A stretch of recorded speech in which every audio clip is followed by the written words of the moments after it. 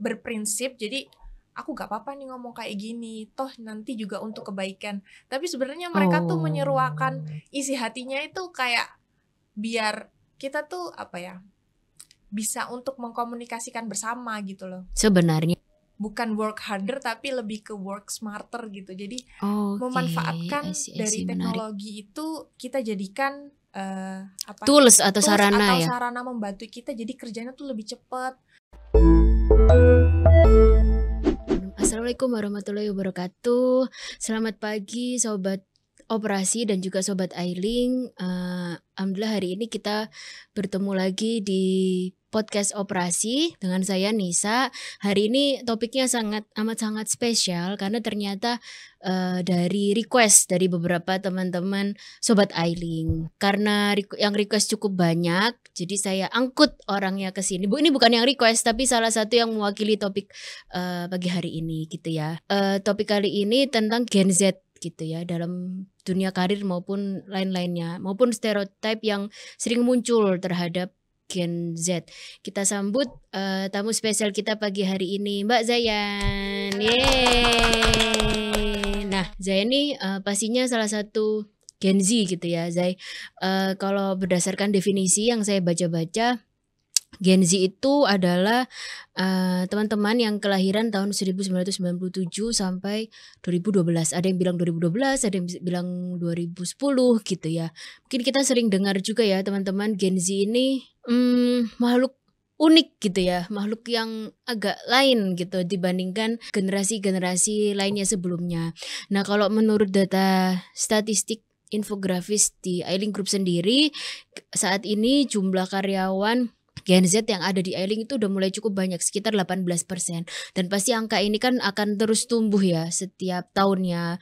Karena kalau kita nanti ke depan merekrut karyawan, pasti juga banyaknya yang usia kerja, pencari kerja juga Gen Z gitu ya. Atau bahkan Gen setelah Gen Z gitu ya. Nah, boleh dijelaskan gak sih Zai tentang stereotip Gen Z di luaran sana itu seperti apa sih gitu. Dan menurut kami tuh jujur aja ya, beneran terjadi nggak di diri kamu dan teman-teman kamu nih yang Gen Z? Silakan. Oh ya, sebelumnya Zayan ini dari divisi Markom ya. Nah, di Ailing Group kantor pusat. Silakan. Oke, terima kasih sebelumnya Mbak Nisa udah diundang untuk duduk di kursi yang lumayan panas ternyata ya. Setelah menduduki kursi ini ternyata agak deg-degan juga. Juga di sini biasanya di balik layar soalnya, iya, betul. Mbak Zayan.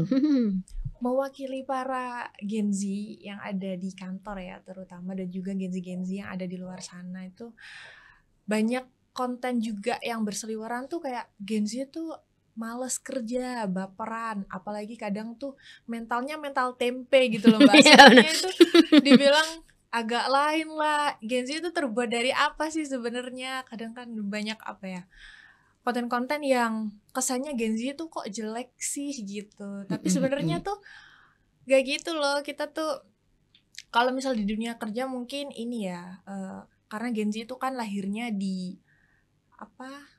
era Digital. teknologi gitu, era digital. Jadi kita tuh sering atau gampang terpengaruh oleh teknologi-teknologi yang ada. Cuman di balik itu tuh kita sebenarnya bisa kok memanfaatkan ke yang lebih positif. Jadi kayak misal kalau di era sekarang, era AI gitu, Gen Z itu bisa kayak kreatif ya, mungkin ya, lebih kreatif, jadi inovatif. kita tuh suka gitu dengan adanya perubahan-perubahan baru. Jadi Gen Z tuh bisa membuat kayak lingkungan kerja itu jadi lebih kayak efisien, cepat, dan juga lebih hasilnya itu maksimal juga gitu. Mungkin dengan waktu yang seharusnya kalau normal yang dulunya kita ngerjain ini tuh misal 3 butuh jam. Waktu 3 jam.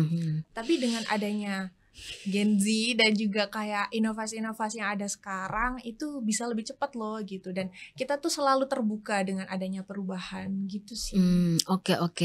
Berarti tidak semua stereotip yang ada di media atau yang sering kita dengar itu nggak sepenuhnya benar gitu ya Zai.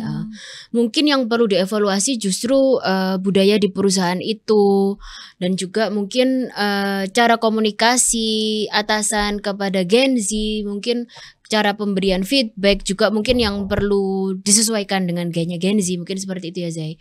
Jadi tidak sepenuhnya benar ya kalau yang bilang kok Gen Z pemalas, baperan, jangan-jangan bukan Gen Z-nya, tapi bisa jadi yang perlu tadi itu yang perlu dirubah adalah cara men-treat Gen Z tersebut gitu. Tapi saya sepakat banget sih ketika sudah di treatment tertentu atau treatment yang berbeda itu malah hasil outcome atau outputnya itu bisa lebih melonjak lagi. Ini saya cerita sharing pengalaman sekilas ya dari salah satu kepala divisi dari Bu Tanti. Jadi waktu itu Bu Tanti pernah cerita sharing, kita lagi sharing cara menghandle Gen Z yang ada di Ailing ini. Terus terang waktu itu case-nya di Rumah Sakit Mata KMU Lamongan. Itu kan karena itu cabang Ailing yang baru ya, jadi pastinya banyak karyawan Gen Z juga. Waktu itu saat proses akreditasi mungkin tahun lalu ya, setahun atau ya 1,5 tahun yang lalu. Waktu itu awalnya teman-teman itu kurang semangat saat self assessment akreditasi.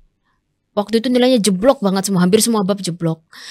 Terus ketika Bu Tanti mencoba, mungkin perlu diapresiasi, perlu dilombakan, semi-semi kompetisi. Ketika Bu Tanti menyampaikan apresiasinya dan memotivasi dan juga ayo itu loh tim sana bisa ini, maksudnya ada dibikin semacam kompetisi gitu. Akhirnya di penilaian berikutnya yang jaraknya itu sebenarnya cukup dekat dari penilaian sebelumnya, itu terjadi lonjakan nilai gitu ya, yang tadinya masih yang banyak di bawah 7, di bawah 8, nilai-nilai di bawah 5, bahkan nilai tiap babnya itu penilaian selanjutnya jauh lebih tinggi. Nah ternyata Gen Z itu perlu jadi diterima mungkin yang sedikit berbeda gitu ya, dengan dikompetensikan, diapresiasi seperti itu.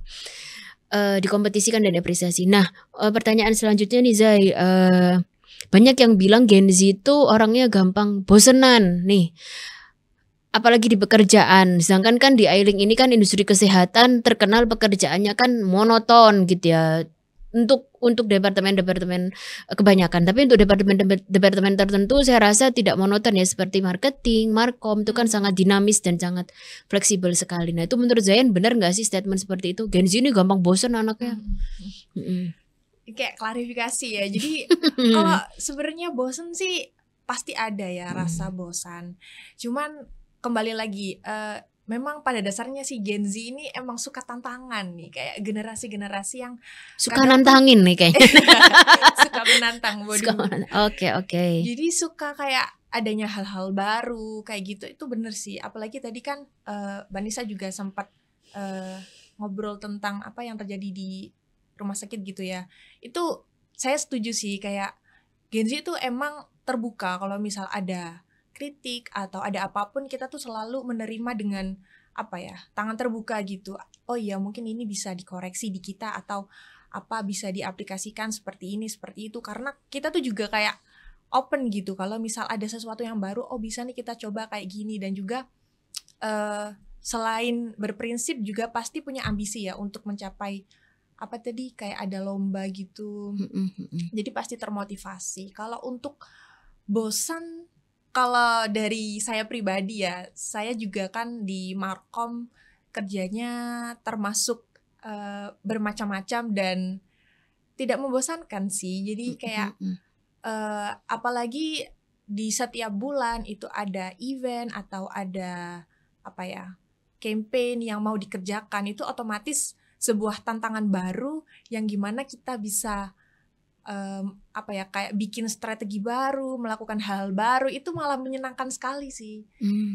Gitu. Juga mungkin kalau misal bosan itu berarti lebih ke Gen Z-nya yang pingin ada tantangan baru aja sih. Oh gitu ya, translate-nya seperti itu. Berarti kurang tantangan. Nah ya bagi teman-teman nih mungkin SPV atau Kadep, Kacap, Kadif ya, yang memiliki tim yang Gen Z kok dia merasa bosan, sepertinya perlu diberikan challenge yang baru, tantangan yang baru. Bukan berarti dia tidak perform atau kinerjanya buruk, tapi hanya butuh tantangan aja. Coba nanti bisa dipraktekkan nih buat teman-teman semua. Nah untuk selanjutnya nih Zai, poin selanjutnya tentang Gen Z, stigma atau stereotip Gen Z itu kok sering-sering banget sih pindah-pindah kerja gitu ya, boleh dijelaskan nggak? Kalau saya dari HR sih, fenomena yang terjadi di Ailing memang beberapa karyawan Ailing yang Gen Z itu ada yang tiba-tiba pindah tanpa tiba-tiba resign dan tidak sesuai prosedural gitu ya. Maksudnya padahal udah dikontrak misal sekian tahun atau sekian bulan awal itu probation belum selesai, udah resign, udah ini gitu ya. Itu kadang kami tim HR tuh juga gregetan, aduh tau gitu nggak kita pilih kemarin dia yang masuk seperti itu. Nah kalau menurut Mbak Zain sendiri gimana sih tentang fenomena itu gitu? Mungkin dari teman-teman kamu. Ya mungkin ada ya beberapa yang seperti itu. Jadi ini juga pesan buat Gen Z juga ya. Kadang ada beberapa yang apa ya, ketika mengalami perubahan tuh kayak kurang nyaman dan kurang gimana ya, kurang bisa beradaptasi gitu ya mungkin. Akhirnya menyerah itu tadi ya. Iya, karena juga kebanyakan ini ya tahu teknologi, jadi kayak ada istilah-istilah kayak mental health dan lain-lain gitu. Kadang tuh Gen Z tuh ada beberapa yang kayak punya prinsip gitu loh Mbak, kayak kayaknya ini aku nggak cocok deh di sini tuh karena aku nggak bisa kalau yang kerjanya terlalu kayak gini atau kerjanya yang terlalu kayak gitu.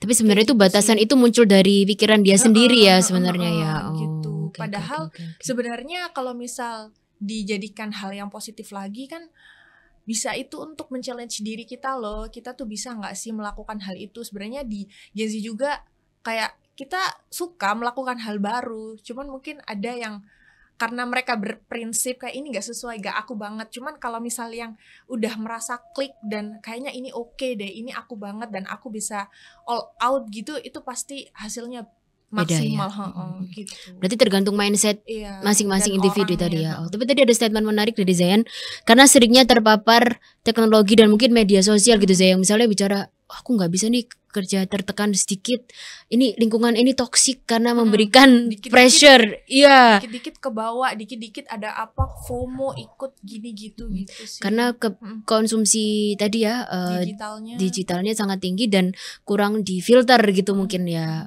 Oke. Jadi sarannya gimana Zay supaya nggak gampang terpengaruh nih sama hal-hal kadang-kadang kan efeknya jadi negatif ya terhadap personal development kita maupun terhadap perjalanan karir kita. Itu maksudnya menghambatkan diri dia sendiri sebenarnya ya. Iya, itu ini sih harusnya Gen Z itu gimana ya, karena kita kan sering terpapar teknologi dan juga pastinya kita tahu lah ada kayak sosial media atau ada teknologi baru, tentunya jadinya harus lebih melek gitu ya. Jadi mungkin bisa mengubah kayak mungkin bukan work harder tapi lebih ke work smarter gitu. Jadi memanfaatkan dari teknologi itu kita jadikan tools atau sarana ya. Sarana membantu kita jadi kerjanya tuh lebih cepat kayak gitu. Jadi kayak yang sekarang kalau adanya AI kita bisa nih kalau misal dulu untuk brainstorming tuh kita tuh lama gitu kan. Misal atau butuh nih perbandingan tanya ke sini ke situ. Tapi kalau sekarang tuh kita bisa loh brainstorming dengan AI gitu, dengan berbagai referensi yang tentunya pasti banyak dan juga global gitu ya. Jadi itu harusnya bisa dimanfaatkan dengan baik gitu dan bisa mencapai hasil kerja yang lebih maksimal lagi gitu. Oke. Nah, menarik nih. Lanjut ke pertanyaan selanjutnya terkait stigma atau stereotip Gen Z yang gampang baperan. Nah, itu benar nggak sih menurut Zayan? Kalau dari saya sendiri, kebetulan saat ini tim saya tidak ada yang Gen Z. Ada yang Gen Z kayaknya 1-2, tapi mereka karakteristiknya tidak yang gampang baperan sih sepertinya sejauh pengalaman saya. Jadi saya nggak ada pengalaman terkait baperan ini ya. Kebanyakan mungkin kalau bisa dilihat tuh lebih peka aja sih ya, mungkin orangnya tuh kayak sensitif gitu, cuman lebih reaktif gitu mungkin ya, ada berita langsung dor spontan ya, lebih ke reaksinya itu kadang di luar nalar gitu biasanya ya. Terus mungkin kayaknya fearless gitu, nggak ada rasa takut. Ya kan, nah itu banget ya. Berani gitu sih. Speak up. Iya, kebanyakan Gen Z gitu sih. Jadi kayak ya itu karena mungkin dia juga berprinsip, jadi aku gak apa-apa nih ngomong kayak gini, toh nanti juga untuk kebaikan. Tapi sebenarnya mereka tuh menyeruakan isi hatinya itu kayak biar kita tuh bisa untuk mengkomunikasikan bersama gitu loh. Sebenarnya tujuannya. Sebenarnya kayak gitu. Jadi sebenarnya mungkin Gen Z ini kayak lebih ke nggak apa-apa nih kita jujur-jujuran aja gitu daripada nanti kayak dipendem. Karena kan ada yang apa sih kayak kalau kesehatan mental kalau dipendem nanti jadinya apa penyakit apa gitu kan. Mungkin kayak takutnya kayak gitu jadi sebenarnya jadi tujuannya baik ya.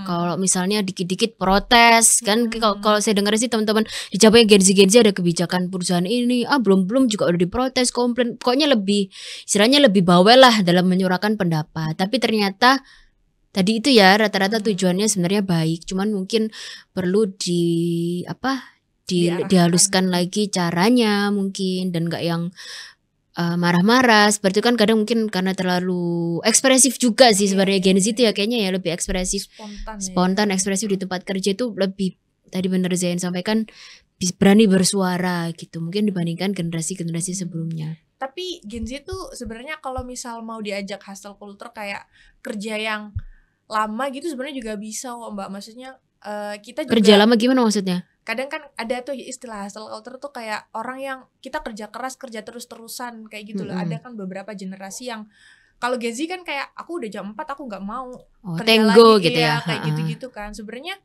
Gen Z kalau misal mau diajak kayak gitu sebenarnya juga bisa kok. Jadi kayak dilihat juga mungkin dari tujuan atau misal kita emang ada project kayak gini itu pasti juga bisa, nggak yang semua nggak mau kayak gitu sih, pasti juga bisa diajak untuk kerja sama gitu ya untuk mencapai tujuan perusahaan bersama gitu ibaratnya. Intinya bisa di challenge juga. Bisa ya. Oke. Jadi jangan khawatir ya teman-teman yang punya tim Gen Z, ternyata teman-teman Gen Z itu tidak sepenuhnya benar stigma itu. Hanya kita perlu trik-triknya tadi tuh ya Mbak Zai. Nah, terus banyak juga nih yang bilang Zai, Gen Z itu mageran deh kayaknya, pemalas gitu ya. Dan maunya yang serba instan, baik dari segi karir maupun segi lain-lainnya gitu. Nah, menurut pendapatmu sendiri gimana sih terkait hal itu? Kalau itu sebenarnya ada benarnya dan ya itu ya, bagaimana cara kita menyikapi supaya menjadi hal yang positif gitu. Karena dia kan kayak Gen Z ini kan di era digital pasti semuanya serba cepat praktis, ya, serba cepat. Jadi kita tuh otomatis mindsetnya dari awal pengennya gimana nih bisa selesai lebih cepat, terbiasa ya gitu. Makanya kadang kalau misal ada tools baru atau ada apa yang baru, sosmed yang baru, pasti si Gen Z ini jadi orang pertama yang mau cobain atau orang pertama yang mau mengeksplor gitu. Oke. Jadi karena memang terlahir tadi Zain bilang ya, dari lahir brojol udah dunia digital dan teknologi yang canggih gitu ya. Jadi mau nggak mau dari mindsetnya sehari-hari juga maunya satset gitu ya. Betul. Dan mungkin kalau ngelihat budaya kerja suatu organisasi yang kurang satset, mungkin terlalu administratif atau apa, jadinya yang bikin Gen Z itu malas sendiri ya. Mungkin seperti itu ya Zai, dan kurang tantangan tadi. Nah, menurut Zayan ini mungkin jadi pertanyaan terakhir juga karena kita keterbatasan waktu juga. Nah, menurut kamu nih kekuatan utama dari Gen Z itu apa sih Zai? Terutama mungkin yang relate atau berhubungan dengan dunia kerja ya atau dunia karir. Menurut Zayan itu apa gitu? Kalau menurut saya pribadi yang pertama pasti gampang beradaptasi terutama dengan teknologi ya Mbak. Jadi nggak gaptek gitu ya. Iya, apalagi kalau misal ada baru kita tuh ada tools baru kita tuh nggak ragu buat langsung nyoba, nggak ragu buat langsung explore dan pasti kayak malah kepo dan pengen tahu emang kayak gimana, emang seperti apa caranya gitu. Kebanyakan kan makanya kadang kan kayak milenial nggak cocok nih kerja sama Gen Z karena Gen Z tuh terlalu kayak gini-gini nih, padahal kalau misal disatuin kita tuh bisa loh jadi kesatuan yang pas dan selaras gitu ya, kayak saling menggabungkan saling kekuatan dua generasi itu tadi ya misal kayak gitu. Jadi mungkin kalau di dunia kerja ya itu kemudian lebih kreatif dan juga inovatif dan juga berani itu sih ya, walaupun kadang nanti jadi agak chaos ya, cuman Gen Z pasti sebenarnya ingin yang terbaik juga untuk perusahaan, apalagi kalau misal merasa tempat perusahaannya ini udah sevisi dan semisi dengan dirinya, pasti kan dari dalam diri tuh ingin memberikan yang terbaik juga untuk perusahaan gitu. Oke, menarik sekali ya sobat operasi. Jadi tadi Mbak Zain juga menyampaikan tentang kekuatan-kekuatan yang dimiliki Gen Z. Yang pertama tadi adaptif, yang kedua kreatif dan inovatif, dan yang terakhir tadi apa Mbak Zain? Ini berani menyuarakan, berani speak up dan menyuarakan sesuatu gitu ya. Dan tentunya kalau kita bisa mengoptimalkan kekuatan dan kelebihan yang dimiliki Gen Z itu dalam kerjasama dalam tim kita, pastinya hasilnya insya Allah akan bisa lebih maksimal, lebih cepat, efektif dan efisien gitu ya Mbak Zain ya. Dan juga kita dapat berdampingan dengan harmonis gitu ya, bekerja dengan harmonis juga dengan teman-teman Gen Z ini. Sebenarnya terima kasih banyak Zain, sesinya sangat insightful buat saya pribadi di HR ya. Jadi saya tuh punya POV baru nih sebagai HR dan tim saya dengan Mbak Rika dan tim juga, oh kalau memandang Gen Z itu seperti ini ternyata, dan tidak semua stigma itu benar, dan mungkin kita nanti ke depan juga ada program-program HR yang lebih Gen Z friendly gitu ya. Salah satunya bilik curhat ya, ini tetap terus promosi bilik curhat karena sebenarnya itu kan wadah gitu ya Mbak Zaya yang Gen Z sangat terpapar dengan isu-isu mental health gitu ya, dan semoga lebih aware juga dengan adanya mental health itu bisa terfasilitasi juga di iLink gitu. Nah cukup sekian, mungkin ada 1-2 pesan dari Mbak Zayan untuk Gen Z. Mungkin ini ya. Sebagai sekaligus closing kita ya. Mungkin sebagai Gen Z apa ya? Karena kita kan bekerjanya gimana ya? Lebih ini aja sih, lebih kalau mau melakukan apapun bisa lah, kayak kita pikirkan terlebih dahulu, belum apa, kadang kan kayak belum dilakukan tapi karena udah dibayangin tuh kok kayaknya nggak bisa ya, itu kita mencoba untuk menghilangkan pikiran itu dan berpikir lebih positif lagi bahwa kayak bisa nih dikerjain. Jadi kayak belum jangan nyerah Protes, dulu, ya, jangan mikir kayaknya ini nggak bisa gitu. Kita harus mencoba dulu, dan pasti kalau misal ada keinginan untuk mencapai pasti juga tercapai bisa dengan baik, gitu ya. Oke, nah terima kasih banyak Mbak Zayan karena keterbatasan waktu juga udah hadir di sini. Nah semoga sesi kali ini juga bisa bermanfaat buat teman-teman, baik teman-teman yang Gen Z maupun buat teman-teman yang bekerja sama satu tim dengan Gen Z ya, maupun memiliki peers yang Gen Z maupun anak buah yang Gen Z ataupun atasan yang Gen Z. Nah semoga sesi ini bisa bermanfaat dan bisa memperbaiki kinerja kita dengan lebih baik ke depan dan bisa hidup harmonis berdampingan juga dengan Gen Z, maupun baik di lingkungan pekerjaan maupun di lingkungan keluarga. Bagi teman-teman yang memiliki adik atau saudara yang Gen Z ini, kita bisa lebih tahu nih cara menghandle dan bekerja sama dengan mereka gitu ya. Terima kasih, cukup sekian dari saya, dan jangan lupa sobat podcast operasi untuk subscribe channel iLink untuk menyaksikan episode podcast operasi selanjutnya. Sekian dari saya, terima kasih. Assalamualaikum warahmatullahi wabarakatuh. Waalaikumsalam.